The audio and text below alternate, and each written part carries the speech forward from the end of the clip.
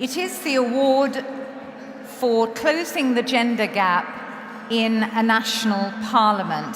I'd like to invite someone who I think will say so much more eloquently than I can, and certainly with a great deal of credibility. She, I think, has been in parliamentary politics for more than 30 years. She is the former Prime Minister of Iceland, Jóhanna Sigurðardóttir.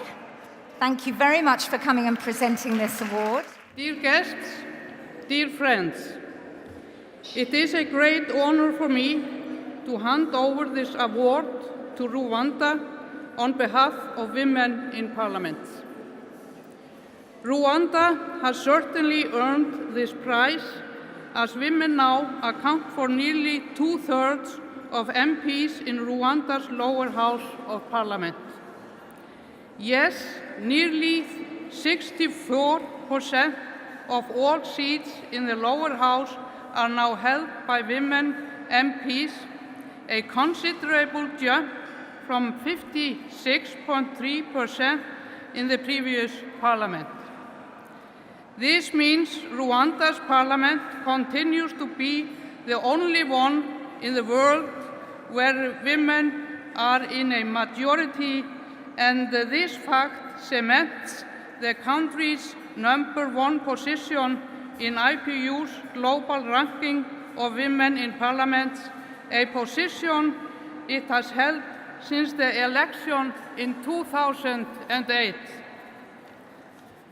Although 30% of parliamentary seats are reserved for women under a quota system, Rwanda has far exceeded this percentage in the last 2 elections. I congratulate Rwanda on receiving this award and ask the Speaker of the Chamber of Deputies of Rwanda, Donatille Mukabalisa, to come here to accept the prize.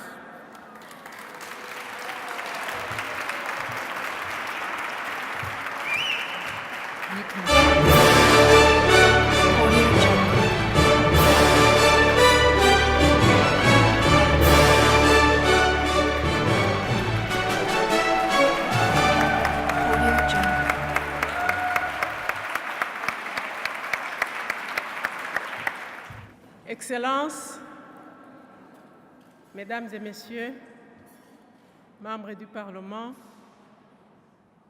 au nom de Son Excellence Paul Kagame, Président de la République du Rwanda, au nom du peuple rwandais, c'est pour moi une très grande fierté d'être parmi vous ce soir et surtout de recevoir le prix du Forum mondial pour les femmes dans les parlements, attribué dans la catégorie de l'autonomisation des femmes dans la sphère politique. Nous sommes très honorés d'avoir choisi Son Excellence Paul Kagame comme récipiendaire de ce prix lié à la représentation des femmes au Parlement. Excellence, permettez-moi de remercier les organisateurs du Forum mondial pour les femmes dans les parlements pour leur reconnaissance des progrès que le Rwanda vient de réaliser en faveur de notre objectif commun de développement de la société.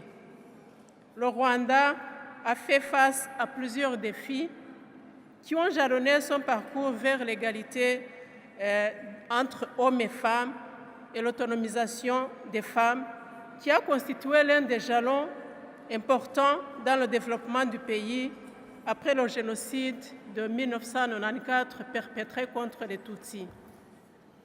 Je ne serai pas ici aujourd'hui pour recevoir ce prix sans la volonté politique actuelle des hauts responsables de mon pays de promouvoir l'égalité entre hommes et femmes, et je tiens ici à saluer tout particulièrement notre chef de l'État, Son Excellence, M. Paul Kagame, dont le leadership, la vision et l'engagement politique indéfectibles ont ouvert de nouvelles opportunités de succès dans différents domaines, dont notamment dans la promotion de la participation des femmes à d'autres dirigeants africains.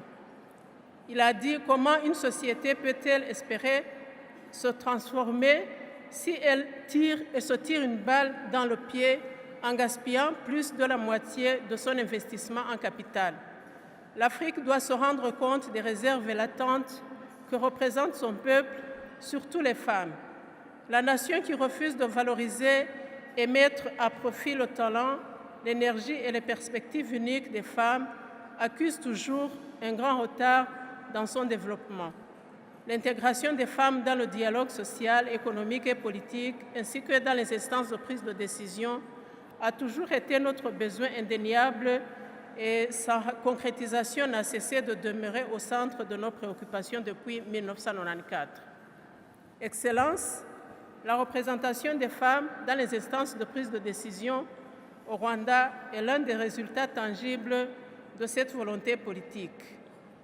Quoique nous sachions que le taux le plus élevé au monde, 64% aujourd'hui, qui est passé de 8% en 1996 à 48% en 2003 et à 56% en 2008 et qui est actuellement 64%, ça se passe sans commentaire. Nous sommes convaincus que l'égalité entre hommes et femmes n'est pas seulement garantie par le plus grand nombre de femmes dans notre Parlement, car au-delà des chiffres, il y a et surtout nos capacités à faire la différence pour influencer des politiques, des législations et des programmes en vue de réaliser un impact significatif dans notre société, d'assurer le bien-être de nos populations et de répondre aux besoins des femmes, en particulier celles défavorisées au niveau local.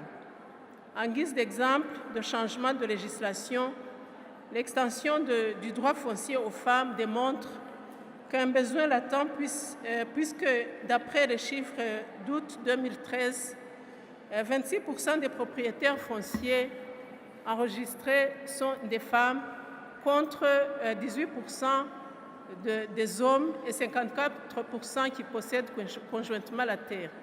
Excellences, Mesdames et Messieurs, je tiens à exprimer encore une fois ma profonde reconnaissance et mes sincères remerciements au Forum mondial pour les femmes dans les parlements et au Parlement européen pour nous avoir donné la possibilité de recevoir ce grand honneur au nom de son Excellence, M. Paul Kagame, président de la République du Rwanda, à l'occasion de cette journée très spéciale. Nous apprécions vivement ce prix qui montre que nos efforts sont salués au-delà de nos frontières, ce qui nous encourage davantage à les poursuivre sans relâche. Nous espérons que votre soutien continu nous encouragera dans notre marche vers le développement durable. Je vous remercie cordialement de votre attention.